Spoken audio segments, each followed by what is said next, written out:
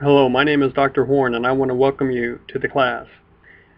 On this semester that we have in front of us, or this term, I'm going to be using online class or course management systems extensively. In this case, it might be Springboard or CourseSites or Blackboard. You'll know which program or platform I want you to use, and as the student of the institution, you'll have direct access to it as a student of the institution. So make sure that you learn how to log into these sites and to follow the class along in the online component that I have, which is going to be pretty much a redundant component. And what I mean by that is everything that I do in class, um, and which you will be held accountable to learn and to demonstrate mastery, I'll have online for you to see either as video or as written instruction. All the assignments that are going to come into the class will come in online also. In fact, I'll ask you primarily to submit them online, and I'll grade them online so that you can see your grades very nicely arranged, and you can calculate where you stand in the class day by day. So that having you do the work online and follow along in the class online really will help us just together make it through in terms of points and grades and attendance and that sort of thing.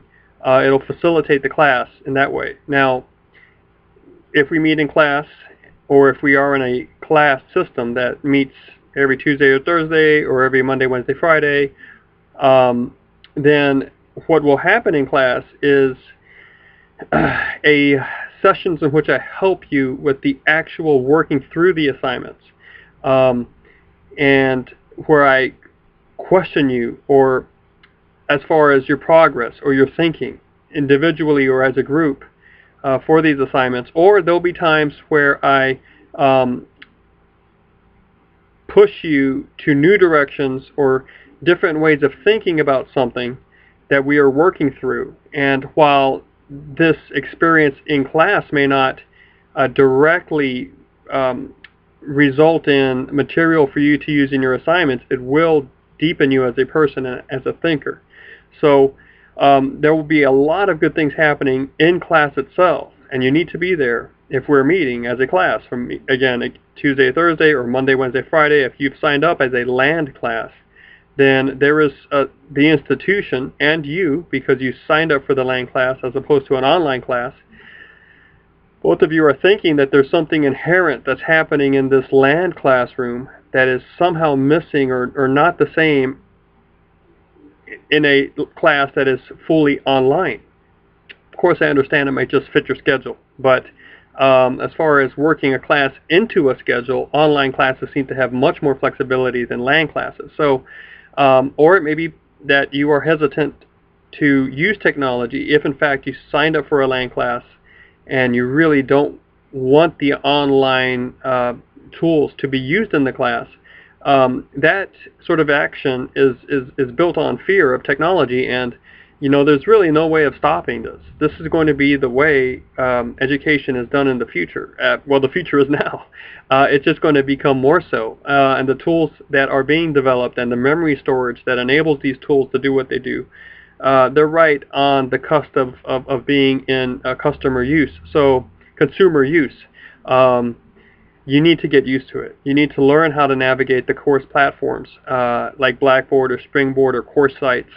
And you need to feel comfortable with that technology that is going to be used to impart knowledge and then to test you and evaluate you on your retention and mastery of that knowledge. So I have decided to incorporate a whole parallel element to any land class that I teach, and it's going to exist online also in tandem. So welcome to your class's version of this, and I want you to look around the site. I want you to go through the table of contents or through the weeks, the folders that are there.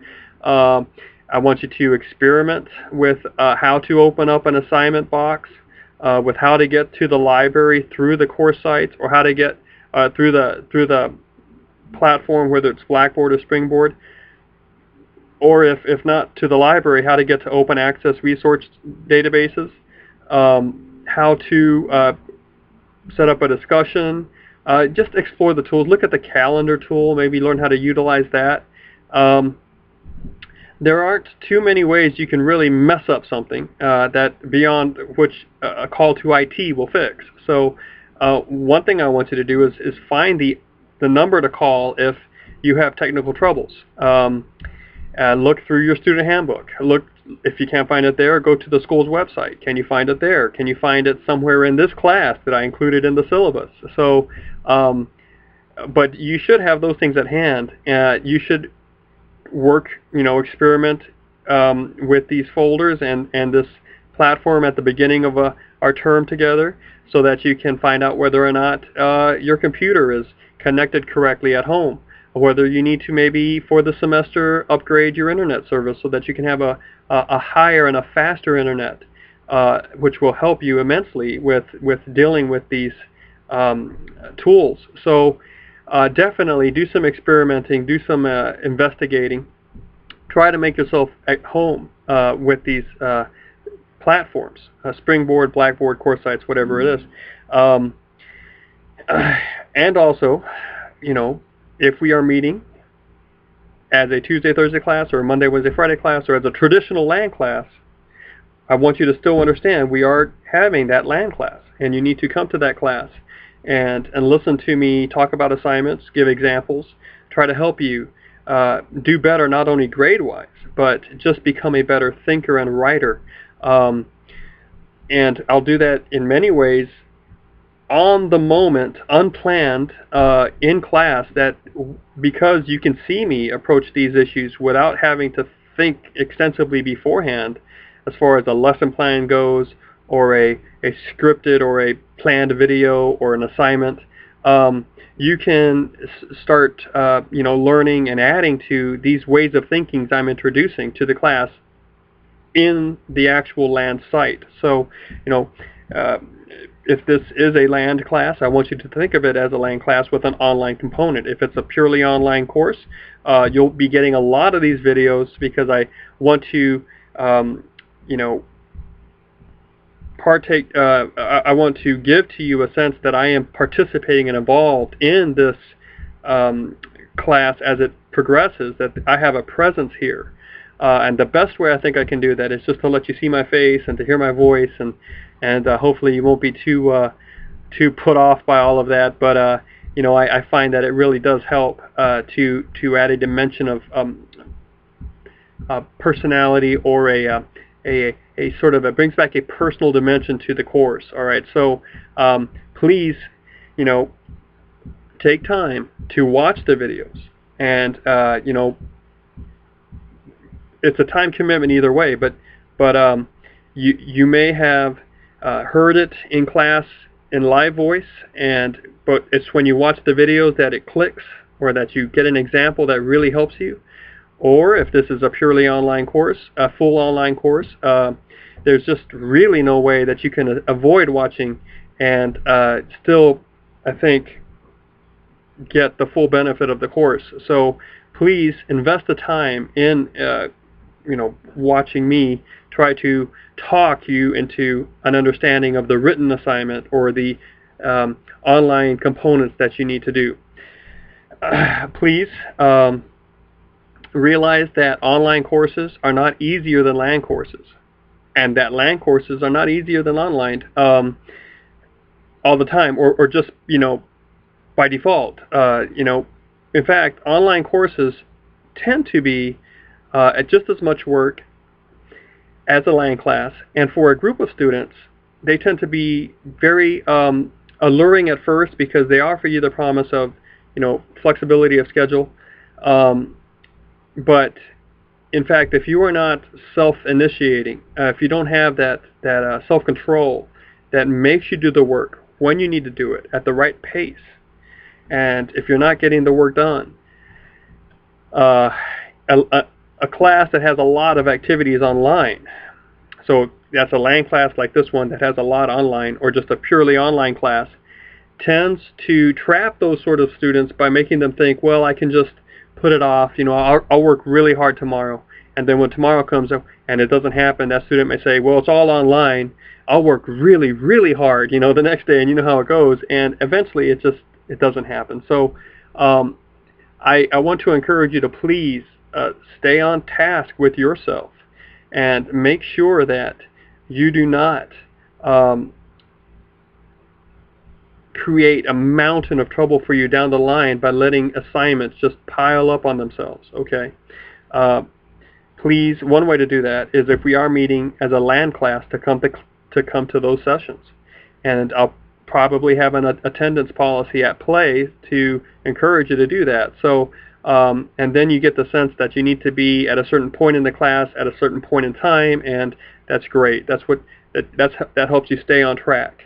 All right, but please get in the habit daily, one, of checking your email, two, of logging in to the class site and seeing what's happening there and reminding yourself of the assignments that are due at the end of the week or that are coming up even sooner, or even long-term assignments that you need to be working on piecemeal, part by part.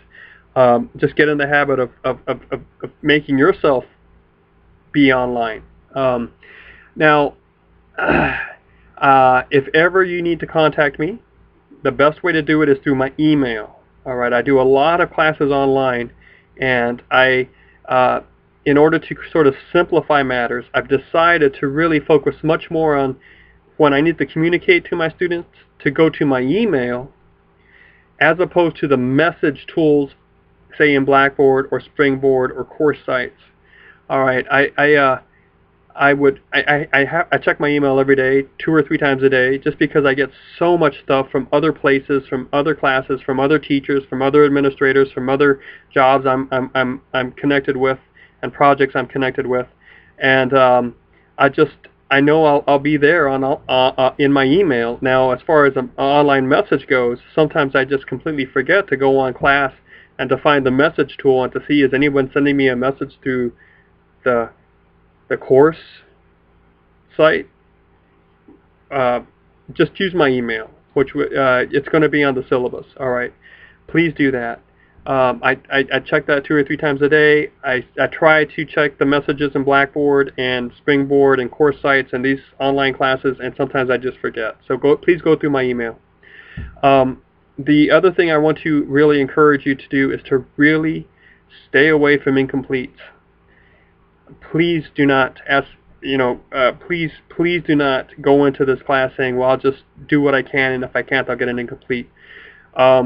Teachers and administrators and instructors, we